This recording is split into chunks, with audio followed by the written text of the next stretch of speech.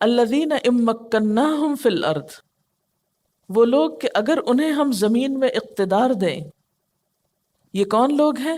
جو ابتدا میں دین کی خاطر گھروں سے نکال دیے گئے تھے۔ الذین اخرجوا من دیارہم، اب کیا ہے، ایک وقت آیا، اللہ کی مدد ساتھ ہوئی، اللہ نے انہیں زمین میں قدرت دی، اقتدار دیا۔ اللہ کے اصل بندے وہ ہیں، اللہ کے دین کی مدد کرنے والے تو وہ ہیں کہ جنہیں ہم زمین میں اقتدار دیں تو وہ تکبر اور سرکشی کی روش اختیار نہیں کرتے بلکہ عاجزی کی روش اختیار کرتے ہیں۔ اسی لیے اقاموا الصلاۃ، ان کی پہلی صفت کیا ہے کہ وہ اللہ کے آگے جھکتے ہیں، نماز قائم کرتے ہیں، اپنی ذات پر بھی اور معاشرے میں بھی۔ وآتوا الزکوٰۃ، اور زکوٰۃ دیتے ہیں، یعنی انہیں انسانوں کے حقوق کا خیال ہوتا ہے، ان کی بھلائی کے لیے کام کرتے ہیں۔ یہاں بنیادی طور پر ایک اسلامی فلاحی مملکت کے بنیادی خد و خال بتائے گئے ہیں۔ وَأَمَرُوا بِالْمَعْرُوفِ، اور وہ نیکیوں کا حکم دیتے ہیں، وَنَهَوْا عَنِ الْمُنْکَرِ، اور برائی سے روکتے ہیں۔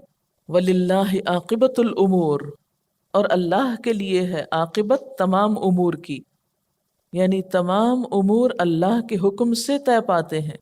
ہر بات کا مرجع اللہ کا حکم اور اسی کی تدبیر سے ہے، ہر چیز اسی کی طرف پلٹتی ہے۔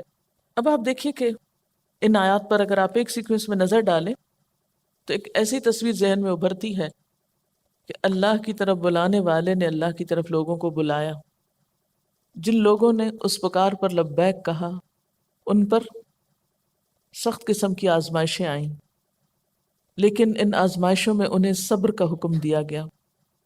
صبر وہی کر سکتا ہے جس کے اندر عاجزی ہو، جس کے اندر خدا کا خوف ہو۔ اس سارے امتحان میں وہ پورے اترے، پھر اللہ نے ان کے دن پھیرے، انہیں زمین میں قوت ملی، انہوں نے اللہ کے دین کے لیے قربانی کی تو اللہ نے بھی ان کی قدردانی کی۔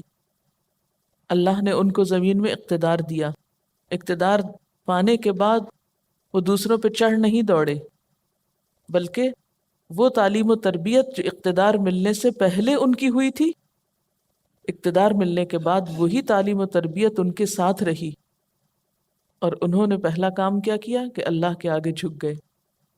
اس سارے میں نظر کیا آتا ہے کہ مسلمان جنگ کیوں کرتا ہے، اور مسلمان کا طریقہ زندگی کیا ہوتا ہے، انفرادی زندگی ہو یا اجتماعی زندگی، ذاتی زندگی ہو یا پھر سیاسی زندگی ہو، ہر جگہ پر وہ اللہ کا بندہ ہی نظر آتا ہے۔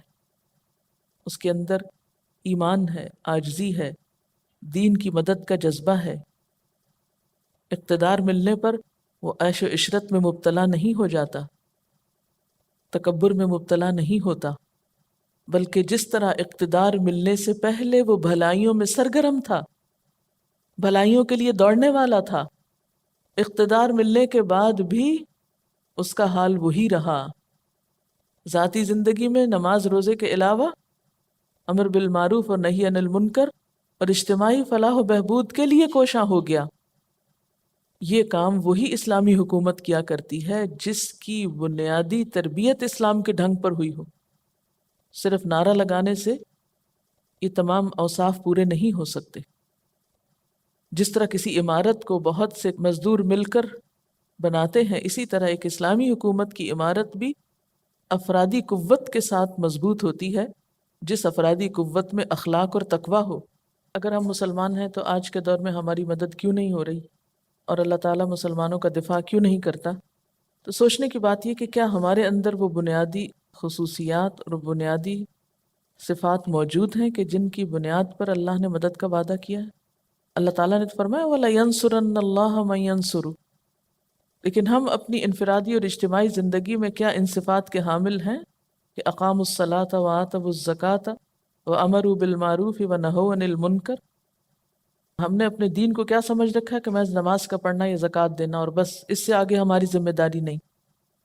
جبکہ امر بالمعروف اور نہی عن المنکر جہاں فرد کی ذمہ داری ہے، وہاں اسلامی حکومت کی بھی ذمہ داری ہے کہ وہ برائیوں کا سد باب کرے، ان کی روک تھام کرے اور نیکیوں کو عام کرنے کے لیے وسائل کو بروئے کار لائے۔